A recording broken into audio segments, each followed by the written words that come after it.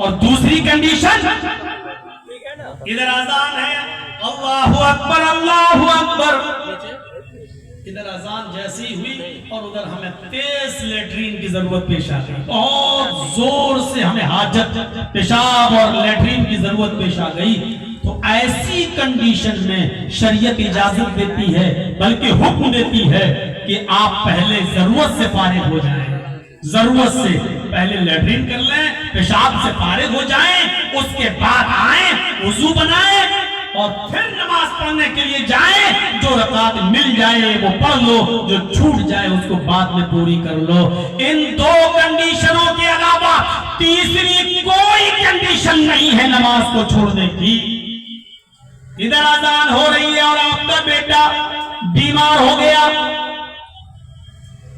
آپ کے بیٹے کو وامٹنگ ہو رہی ہے، آپ کا بیٹا سخت بیمار ہے، آپ جلدی سے اپنے بیٹے کو لے کر ہاسپٹل کی طرف بھاگ رہے ہیں، نہیں یہ عذر نہیں ہے۔ آپ کا بیٹا اگرچہ بیمار ہے، آپ جلدی سے وضو بنائیے، اب مسجد میں آپ بچ جائیے کیونکہ آپ کا بیٹا بیمار ہے، جلدی سے فرض رکعتیں پڑھ لیجئے، ظہر ہے تو جلدی سے 4 رکعت پڑھ لیجئے، عصر کا وقت ہے تو جلدی سے 4 رکعت پڑھ لیجئے، مغرب کا وقت ہے تو جلدی سے 3 رکعت پڑھ لیجئے، چھوٹی چھوٹی سورتیں پڑھ لیجئے، عشاء کا وقت ہے تو جلدی سے 4 رکعت پڑھ لیجئے، سنتیں چھوڑ دیجئے، فطر چھوڑ دیجئے، جلدی سے چھوٹی چھوٹی سورتیں پڑھ کر فوراً اپنے بیٹے کو لے جائیے اور ہاسپٹل میں لے جائیں۔ آپ کے لیے ایسی کنڈیشن میں بھی نماز چھوڑنا جائز نہیں ہے۔ نماز کے معاملے میں صرف اتنا کہہ دیا جائے مختصر یہ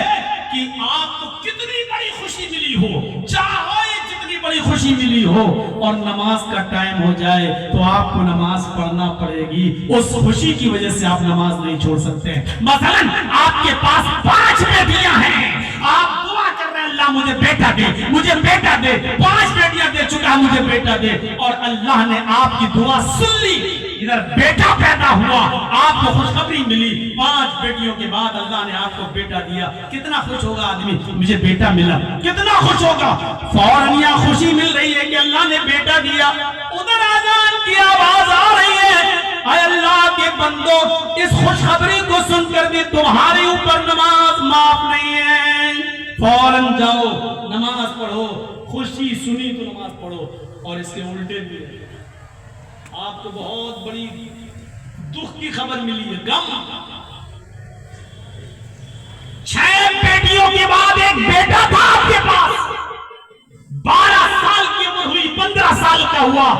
آپ کا بیٹا مر گیا، کیا گزرے گی آپ کے اوپر؟ اللہ کوئی لینا ہی تھا تو بیٹی لے لیتا، ہماری اور بیٹیاں تھی، ایک بیٹا تھا 6 بیٹیاں، ایک بیٹا تو نے وہ بھی لے لیا، اتنا بڑا غم پہنچا، ابھی موت کی خبر سنی اور اسی وقت اذان کی آواز آ رہی ہے، اتنی بڑی غم کی خبر سننے کے بعد بھی نماز تیرے اوپر سے معاف نہیں ہے، تجھے اسی وقت نماز پڑھنے جانا ہے، یہ ہے نماز کا معاملہ۔ میرے بھائیوں،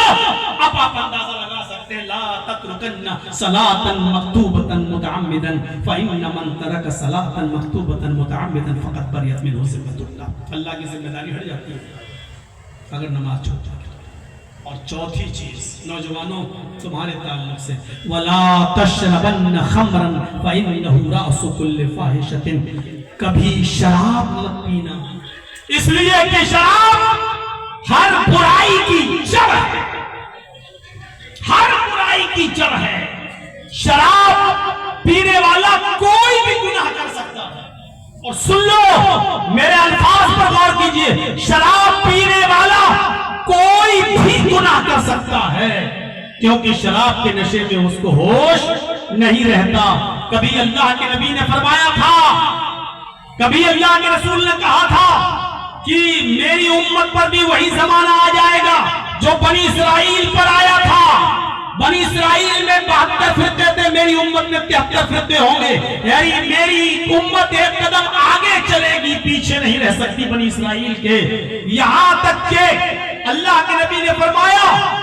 اگر بنی اسرائیل میں کوئی شخص اپنی ماں کے اوپر اعلانیہ زنا کیا ہوگا اپنی ماں کے ساتھ، لو وضع على امته على امه علانية لكان في अल्लाह के नबी